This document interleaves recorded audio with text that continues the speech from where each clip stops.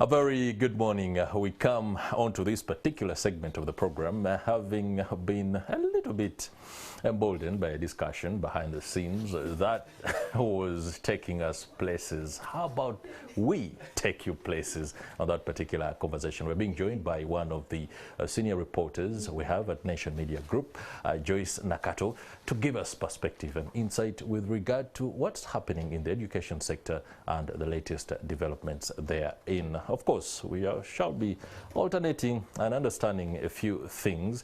I'd like to throw this particular first question to Priscilla. Oh yes. You're most welcome, Joyce. Thank you so much. How are you? Thank you, Chris. I'm fine. Okay, so I want to first find out what attracted you to start reporting on education. Being the daughter of a teacher. Wow. You don't say. Yes. Who then turned into a head teacher. Ooh.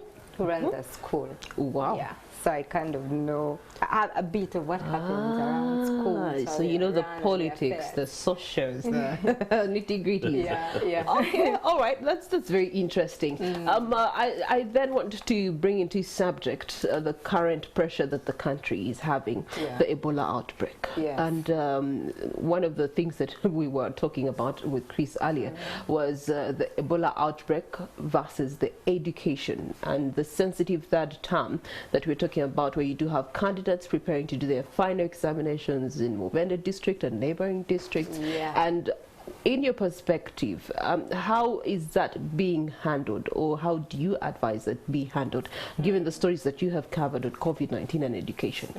I think first of all, this is a disruption that the finalists cannot afford to have, because first of all, 2 years at home, they are back.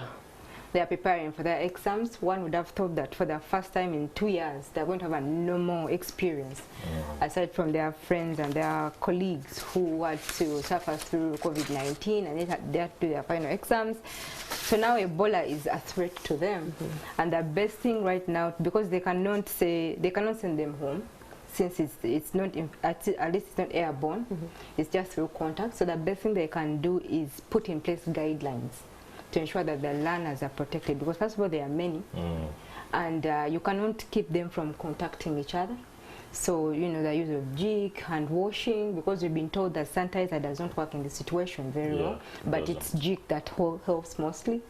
So hand washing facilities everywhere, sensitizing the learners to ensure that they stay in school and that they are safe from any outbreak, because they can't afford, schools can't afford another outbreak of such a disease like Ebola.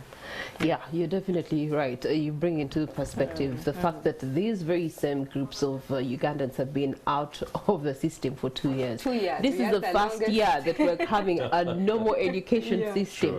We can't have it disrupted again. I do definitely understand. Speaking of disruptions, the other disruption that we have been seeing is school fees increment. Third term, everyone has been crying, and no one is helping the parents. No one is curbing and controlling the educators or the schools. The government seems to be about it, even when it's been presented on the floor of Parliament, and they have asked the Ministry of Education to come out and, you know, put a curb, put a message out there to stop these schools from not milking. Understandably, of course, everything has gone high. Commodity prices are high, but then again, it's too much. But the Ministry of Education seems to be quiet about it. Why? It's a bit complicated because on one hand, the ministry is afraid that schools might try to extort parents by hiking the fees. So they are trying to be as cautious as possible when it comes to the issue of schools hiking fees. But then again, you've talked about the general situation. The environment is tough. There's been inflation and it's still rising. And schools are saying, look here, we cannot keep doing business as it was before inflation hit.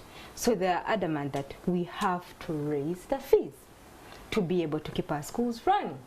We know very well that even government at some point this year was forced to offer its schools half of the capitation grant because of a fall in its own revenue.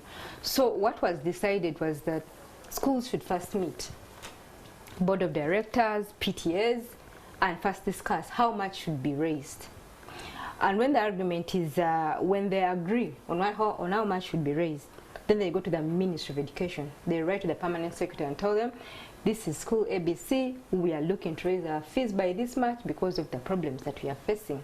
But it's still, even though they agree to a hike, it still comes back to the parents, and parents don't have money.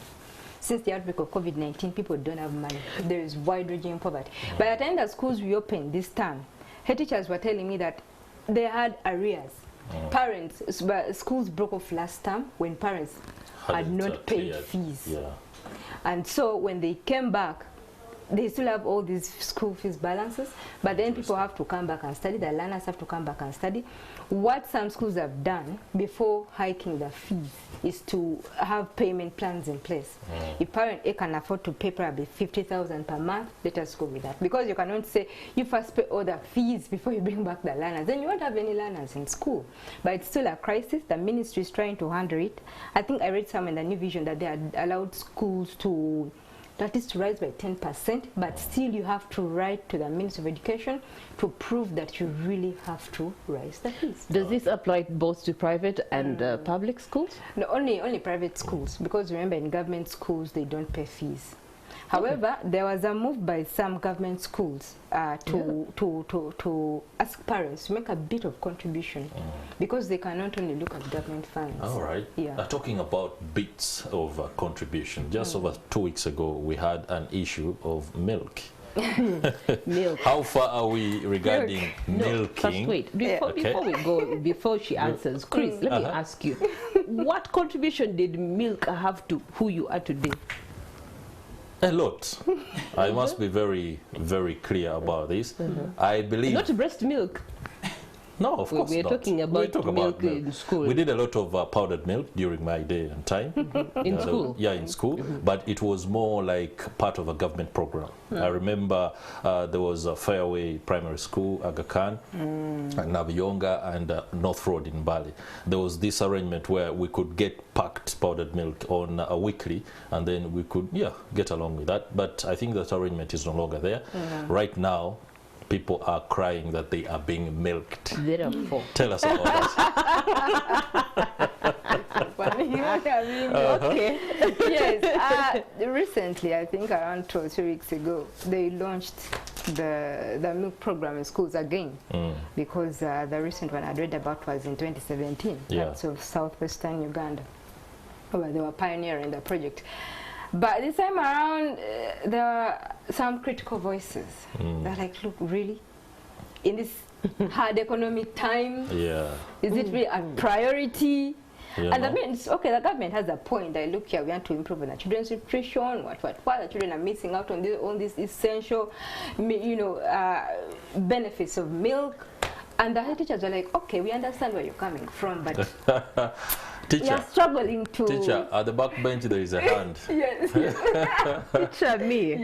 You have said sujui nutritional values. Allow me to investigate. Honestly, if we were to compare nutritional values of different regions, are you trying to tell me that the Western region had the poorest nutrition value over the Northern region, that they started the pilot from there? I mean, it's a question that has just sparked in my head. And like, teacher, no. All right. I would have known, but that's the argument that they advanced at that time. 3 weeks ago, they are saying, Is it still holding? They haven't yet even rolled it out, because it's supposed to start in Kampala, Wakisa, and Mukono. And they left the management of that to the head teachers, telling them, we meet with the parents, and then they decide on how much they want to pay for the milk. But at the moment, PM Nabanja had said that maybe they should pay between 10,000 to 20,000 per term. All right. Per term. Okay. But so just for clarity's sake, this is to equate for a cup of milk every day? Yeah, every day. Every day. Interesting. Joyce Nakato, many thanks for the insight and perspective with regard to what's happening in the education sector. I wanted to ask about NERA and the registration, but we hope you can do a little bit of more work on that story so that we can get to understand either today or the days ahead on that particular development. That's it for this postscript, where you get to hear from some of our utmost and foremost reporters here on Nation Media Group. We shall be right back. Stay with us.